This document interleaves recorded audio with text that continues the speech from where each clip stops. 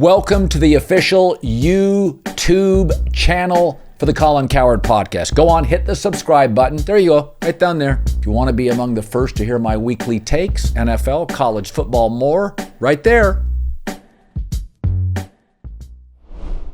In my career, I've always thought I'm not against sportscasters who are like homers, like a lot of local TV and radio people are big homers. You know, if you listen to WFAN in New York, you know, they're all wearing their jet hoodies and they're doing their thing. It didn't bother me at all. But that's never been my thing. I always feel like I'm the judge, you're the jury, and, the two teams are the prosecuting attorney, the DA. And my job is to just give sort of a unemotional opinion on stuff. And I think I built my career on trying not to be a homer. It's hard with Washington because when I was a kid, it was the first team I loved. It wasn't the Seahawks. It wasn't the Mariners. The first team I loved was the Washington Huskies.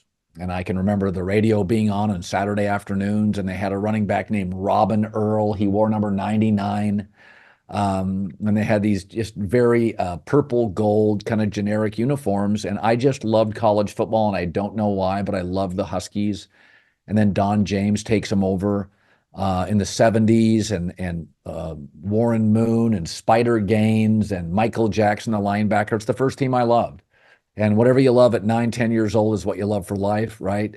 And it's the one team, not USC, not the Patriots, not Brady. The one team I really have an emotional attachment to is Washington. So I've always kind of pushed back on that. I don't want to be a homer. I don't think they match up with Michigan terribly well. And my guess is that Michigan wins. My guess would be like 30-23. If I had to bet my 401k, I would actually take Michigan here. And the reasons being is that I think Kalen DeBoer is really a prep monster. I think he's one of those rare coaches like an Andy Reid that is almost unbeatable when he has extra time, and now they don't. And so when you've got a month to prepare for Texas, you can bring in things that you just don't have time to put in over the course of 5 days or 4 days of practice. But once you get to the championship game, both teams equally rested, and it's short. It's just your regular college football week. I think Michigan's just got better players. I think it's a very old team. Washington is heavily penalized. Michigan is rarely penalized. Washington's got some age, but a lot of underclassmen, and Michigan's old. O-line for Washington, some say is the best in the country. If it's not, Michigan's is. D-line, huge edge Michigan. Both great coaches. But I just feel like Michigan feels like a national champion. They have 7 blowouts. And Washington feels like a really good football team that is brilliantly coached and quarterbacked. I do think personnel-wise, Washington's wide receivers are better than Michigan's. That's not terribly close. And Penix is better than J.J. McCarthy as a collegian. But I think Michigan would have the majority of the starters in the game. And I think on regular week of practice, neutral field, you'll see Michigan flex. It'll be a good game. Washington certainly good enough and potent enough to win backdoor cover or backdoor win with a couple of late aerial touchdowns, but you don't get any cheapies over the top against Michigan.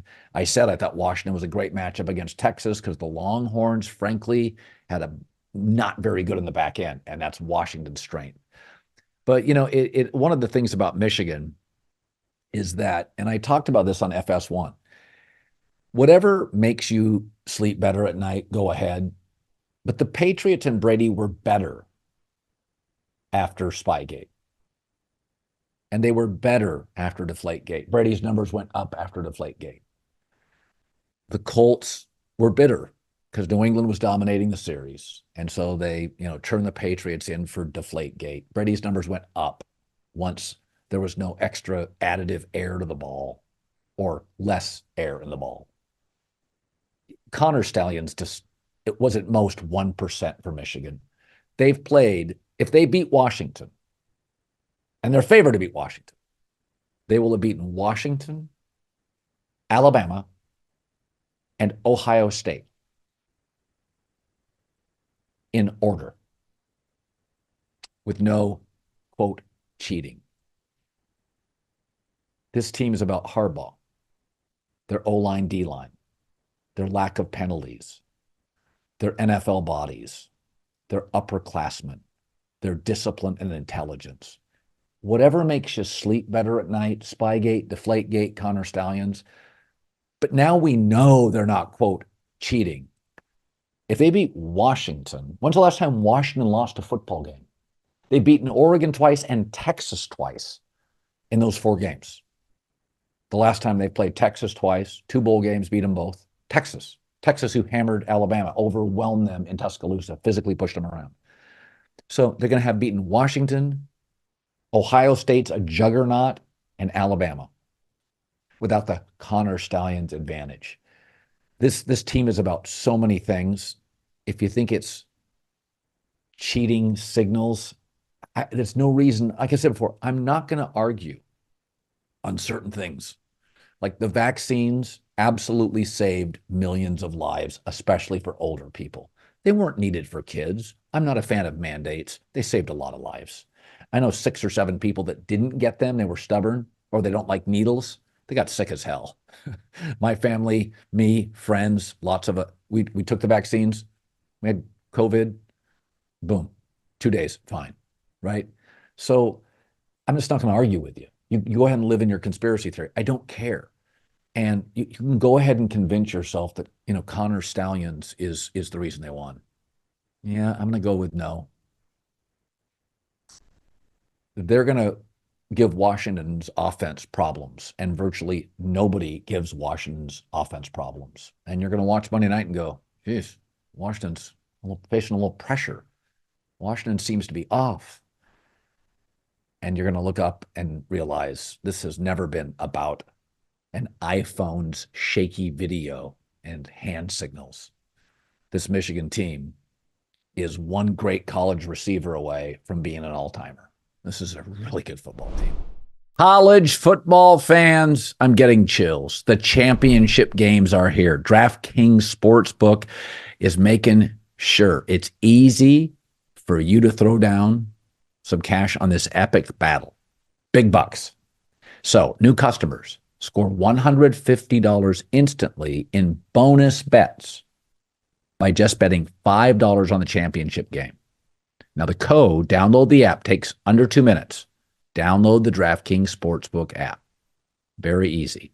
Put in the code Colin, C-O-L-I-N. These games are so much fun. You can bet 10, 5, 20. It doesn't matter. It's so much fun. Download the DraftKings Sportsbook app. The code is Colin, C-O-L-I-N. New customers, $150 instantly by betting just $5 on the championship game. Only on DraftKings Sportsbook, our partner at the volume. We love them. Code is Colin, C-O-L-I-N. The crown is yours.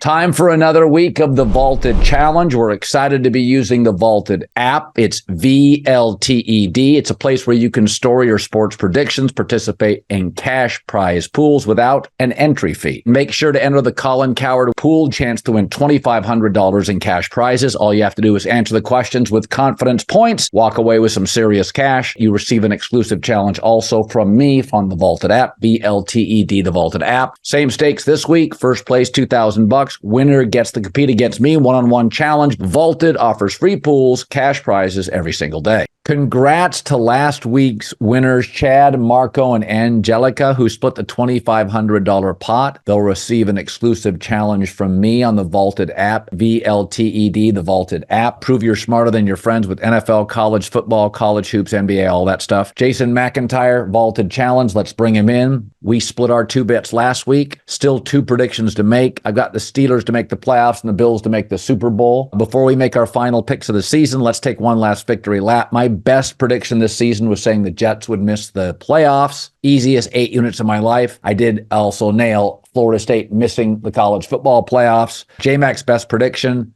the Rams to make the playoffs and the Chargers to miss the playoffs. So I've already made my predictions for week 18. I need a big comeback, so I'm going to bet big here. All right, I'm going to bet big. Let's go. Texans at the Colts. I'm just going to take C.J. Stroud. Okay. Texans, I'm going to take him over the Colts. I'm risking 11 units. Oh, wow. I know. I like C.J. Stroud. Jeez. Jason, why do you accept my vaulted challenge? So you're the one, huh? You're the one guy who loves CJ Stroud as a favorite on the road in the biggest pressure cooker of his young career. I'll take the Colts at home. It feels like anybody talking about this game is all over the Texans. I think I get the better coach. I get an offensive coach, which I know you love. And I think the Colts do just enough here to get the dub. I'm just worried about Stroud's options.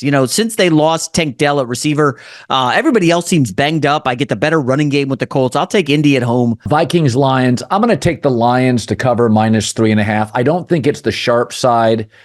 I worry about the Lions taking a lead and just resting all their starters at halftime.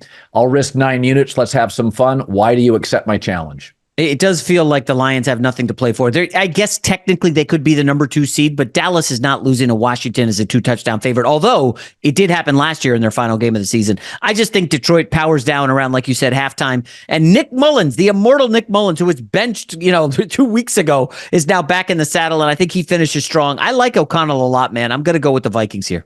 I'm going to take the Bills, -2.5. It's one of my stronger plays of the week. I think they're healthier. I think they're playing better football. I'm going to risk 12 units. It's a big play. Cow. Jeez. Why do you accept the challenge? What are you, emptying the bank account on Josh Allen here? What's going on? I mean, this is weird. Just before we started recording, I saw that money's coming in on Miami, and this is headed toward 2.5. And it's weird because all I'm hearing is, well, Miami's done, and Buffalo's got it. Buffalo's going to be the number 2 seed. Something tells me that Miami comes up with a great game plan here, defensive. Everybody's counting them out, right? They lose Bradley Chubb. They lost Jalen Phillips. Jalen Waddle sounds like he may not go. And maybe they sit guys for the playoffs. I don't know. I'm going to go ahead and trust Miami. And I'll just say, Buffalo, since that win over Dallas, everybody's crowned them. They have not played lights out football, not against the Chargers and certainly not last week against the Patriots. So give me Miami. So there you go. They're locked into the VLTED app, VLTED, and make sure to enter the Colin Cowherd pool, totally free. First place, $2,000. Remember the VLTED app, VLTED. The QR code is right on the screen.